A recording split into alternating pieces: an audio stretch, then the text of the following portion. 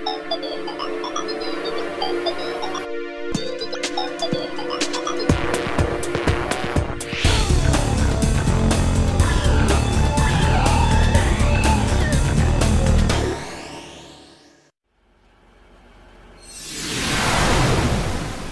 there, moviegoers, this is Alex again with another edition of Talkeez. Got myself a little director's chair. This week, I would like to talk to you about Tron Legacy. Tron Legacy is the new sci-fi action movie rated PG, directed by Joe Kosinski, and starring Garrett Hedlund, Olivia Wilde, and Jeff Bridges. Now, Tron Legacy is actually a sequel to a movie called Tron, oddly enough, which came out way back in 1982. And actors Jeff Bridges and Bruce Boxleitner come back 28 years later to reprise their roles of Flynn and Alan respectively. First in the cast though, I would like to talk about Garrett Hedlund. Hedlund's been in a few big movies. Troy, Aragon, Four Brothers. He's still not very big, but I have a feeling he's going to make his way up pretty quickly. And Tron will be his launching pad. Hedlund plays Sam Flynn, the son of the first film's main character Kevin Flynn. I think Hedlund was very good for his role. The character wasn't meant to have a lot of complexity, but I was very impressed with the way Hedlund fit in these subtle little things that gave the character a little more color. I hope I'll be seeing him in some more movies. The reason I love my job this week, you ask? My friends, that award would have to go to Olivia Wilde. I have to admit, I was pretty sure she was only casted because of her look, because she is very beautiful. But she really surprised me. I will never underestimate her again. She was so cool, so much fun to watch, and so much fun to look at. You know what I like the most about her character, though?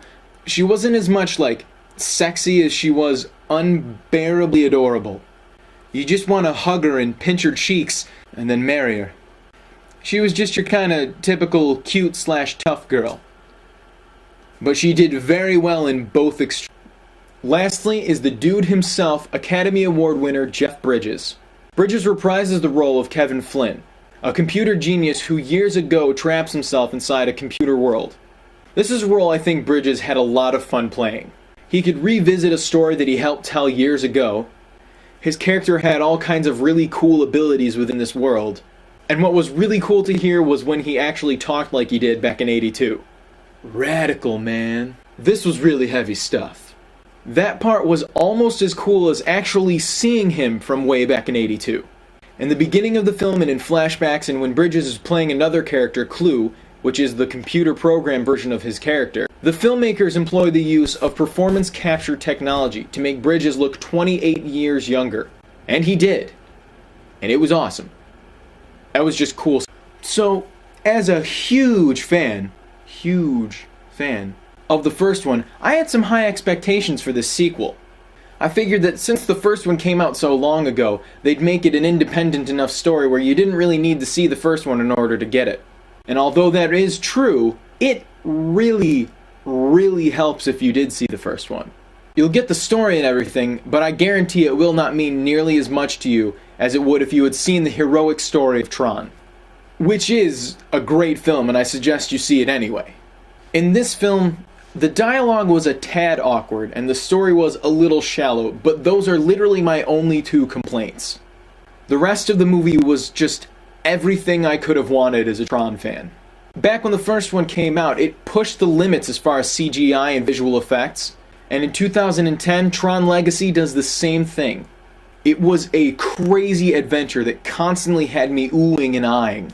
Set, of course, to a hypnotic soundtrack composed by techno group Daft Punk. They even make a cameo.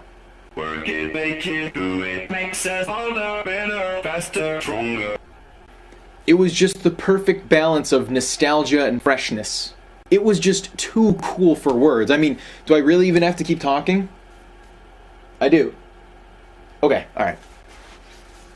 This movie was just so Tron. They did an excellent job of taking the idea that was envisioned, years and years ago, and making it look so new and so amazing. The computer world, or the grid as it's called, is this massive, vast landscape filled with neon lights. Everyone was either red or green. You very quickly get used to the look and feel of the grid, and when they finally take you out of it, it's a little jarring, but in a really fun way, and strangely enough, it really makes you appreciate the beauty of the world around you. Everything visual was great about this movie. The landscapes, the character design, the costume design. There was so much to look at, I just want to see it again. In conclusion, I would like to give Tron Legacy a 9 out of 10. I think it's a great family film with a fun cast, and a cool story that can appeal to anyone whether you're into computers or not. All you really need to see this movie is a good sense of adventure. And you're all set. So that is it for this week's edition of Talkeez. Signing off for FingerLakes1.com, my name is Alex Sinacropi, and what I really want to do is direct. I'll see you guys later. FingerLakes1.com